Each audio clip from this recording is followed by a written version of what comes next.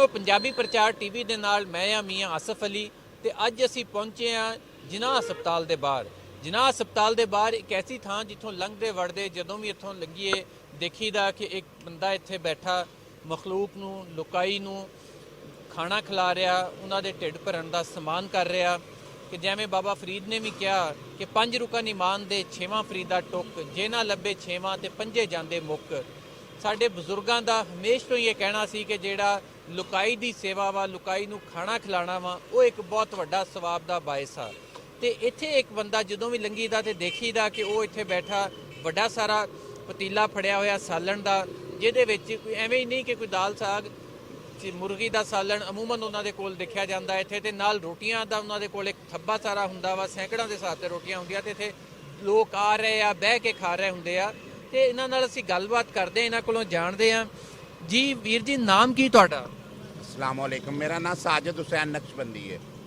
ਅੱਛਾ, ਇਹ ਜਿਹੜਾ ਤੁਸੀਂ ਇਹ ਸਿਲਸਿਲਾ ਸ਼ੁਰੂ ਕੀਤਾ ਇੱਥੇ ਲੁਕਾਈ ਨੂੰ ਖਵਾਉਣ ਵਾਲਾ, ਉਹਨਾਂ ਦਾ ਖਾਣਾ ਖਿਲਾਉਣ ਵਾਲਾ, ਇਹ ਕਦੋਂ ਦਾ ਸ਼ੁਰੂ ਕੀਤਾ ਤੇ ਇਹਦੇ ਪਿੱਛੇ ਕੀ ਮਕਸਦ ਸੀ? ਇਹਦਾ ਬੜਾ ਆਸਾਨ ਹੈ। ਅੱਲਾਹ ਦੇ ਨਬੀ ਹਜ਼ੂਰ ਪਾਕ ਸੱਲੱਲਾਹੁ अलैहि वसल्लम ਦੀ ਬੜੀ ਮਿਹਰਬਾਨੀ ਹੈ ਕਿ ਅੱਲਾਹ ਕਰੀਮ ਨੇ ਔਰ ਅੱਲਾਹ ਦੇ ਮਹਿਬੂਬ ਨੇ ਮੈਨੂੰ ਇਸ ਕੰਮ ਵਾਸਤੇ ਚੁਣਿਆ। ਮੈਂ ਅਰਸਾ 20 ਸਾਲ ਤੋਂ ਜਿਨਾਹ ਦੇ ਗੇਟ ਅੱਗੇ ਰੇੜੀ ਲਾ ਰਿਹਾ ਵਾਂ। 20 ਸਾਲ ਤੋਂ ਰੇੜੀ ਲਾ ਰਿਹਾ ਵਾਂ ਤੇ 8 ਸਾਲ ਤੋਂ ਦਸਤਰਖਾਨ ਚਲਾ ਰਿਹਾ ਵਾਂ। ਅੱਲਾਹ ਪਾਕ ਨੇ ਮਿਹਰਬਾਨੀ ਫਰਮਾਈ ਹੈ ਔਰ ਉਹਨਾਂ ਦੀ ਮਿਹਰਬਾਨੀ ਨਾਲ ਹੀ ਇਹ ਸਾਰਾ ਕੰਮ ਚੱਲ ਰਿਹਾ ਹੈ। ਬਸ ਅੱਲਾਹ ਪਾਕ ਦਿੱਤੀ ਜਾਂਦਾ ਤੇ ਵੰਡੀ ਜਾਂਦੇ ਆ। ਅੱਛਾ, ਰੋਜ਼ ਇੱਥੇ ਕਿੰਨੇ ਕੁ ਲੋਕ ਆ ਜਿਹੜੇ ਇੱਥੇ ਆਉਂਦੇ ਆ ਤੇ ਤੁਸੀਂ ਕਿੰਨੀ ਕੁ ਲੁਕਾਈ ਲਈ ਇਹ ਬੰਦੋਬਸਤ ਕਰਦੇ ਹੋ? ਇਸ ਵਕਤ ਸ਼ਾਮ ਨੂੰ ਕੁਝ 200, ਸਵਾ 200, 250 ਤੱਕ ਵੀ ਬੰਦੇ ਆ ਜਾਂਦੇ ਨੇ।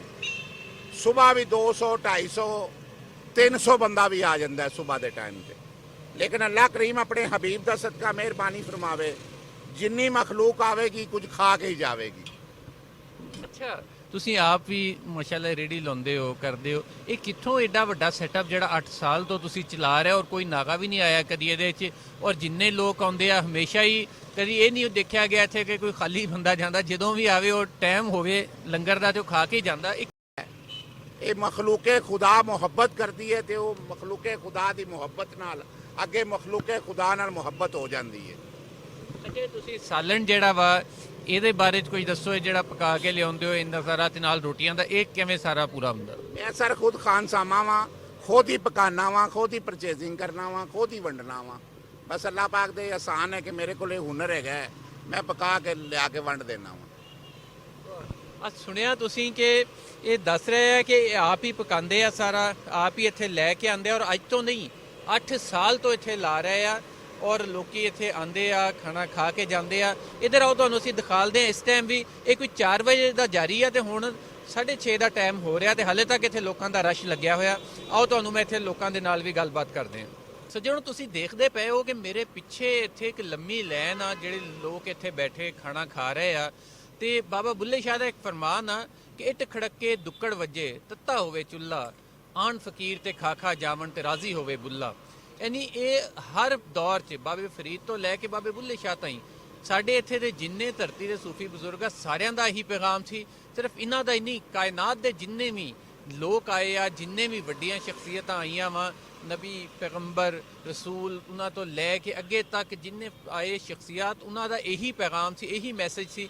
ਹਰ ਕੋਈ ਇਹੀ ਸੁਨੇਹਾ ਦਿੰਦਾ ਰਿਹਾ ਕਿ ਜਿਹੜਾ ਮਖਲੂਕੇ ਖੁਦਾ ਦੀ ਖਿਦਮਤ ਆ, ਇਹ ਸਭ ਤੋਂ ਵੱਡਾ ਸਵਾਬ ਆ ਤੇ ਇਹਦੇ ਲਈ ਲੋਕਾਂ ਦੇ ਲੰਗਰ ਜਿਹੜੇ ਆ ਉਹ ਚੱਲਦੇ ਰਹੇ ਹਮੇਸ਼। ਤੇ ਇੱਥੇ ਅਸੀਂ ਗੱਲਬਾਤ ਕਰਦੇ ਹਾਂ।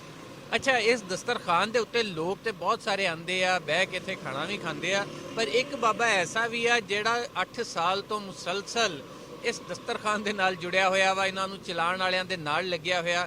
ਕੋਈ ਹੋਰ ਆਵੇ ਜਾਂ ਨਾ ਆਵੇ, ਇਹ 2 ਬਾਬੇ, ਇੱਕ ਚਲਾਉਣ ਵਾਲਾ ਤੇ ਇੱਕ ਖਾਣ ਵਾਲੇ, ਦੋਵੇਂ ਇੱਥੇ ਹੁੰਦੇ ਆ।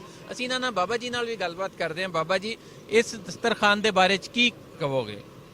ਹਾਂਜੀ, 6-7 ਸਾਲ ਤੋਂ ਖਾਣਾ ਇੱਥੇ ਮਿਲ ਰਿਹਾ।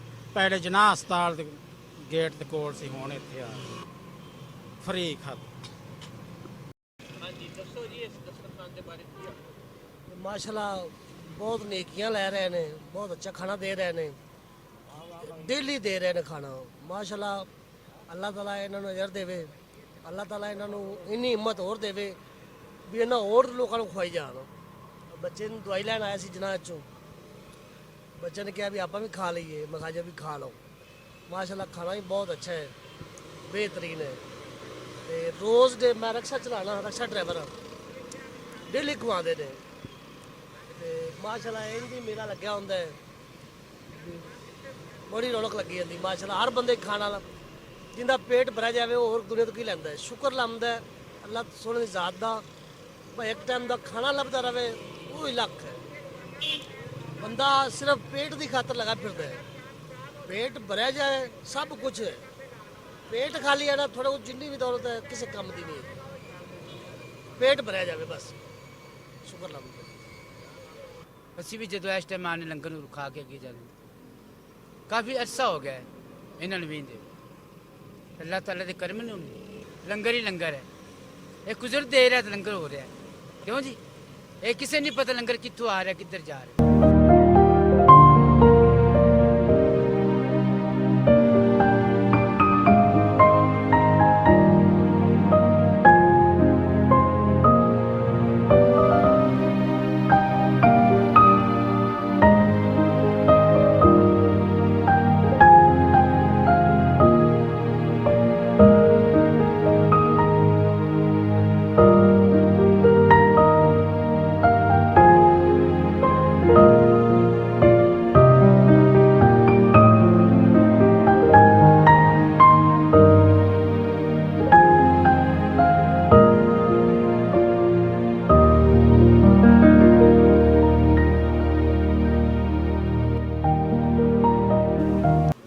अब मैं आप ही लंगर खा रहे हैं इत्थे और बहुत बेहतरीन जायके दे नाल तैयार किया गया। इस कोई शक नहीं कि साफ सुथरा लंगर का सिलसिला और ये वाकई जिहड़ा इत्थे दस्तरखान लाया गया है नक्शबंदी साहब ने, ये हकीकतन रब दियां रहमतां भी समेट रहे आ, मखलूक की खिदमत भी कर रहा है, मखलूक दी मुहब्बतां लुकाई दी मुहब्बतां ते ले ही रहे हैं, पर नाल नाल अपने रब सच्चे नूं भी राज़ी कर रहे हैं। तो इस वीडियो के नाल मैनूं दिओ इजाज़त, फिर कोई होर इदां दी वीडियो लैके हाज़र होवांगे, उदों ताईं रब रखा।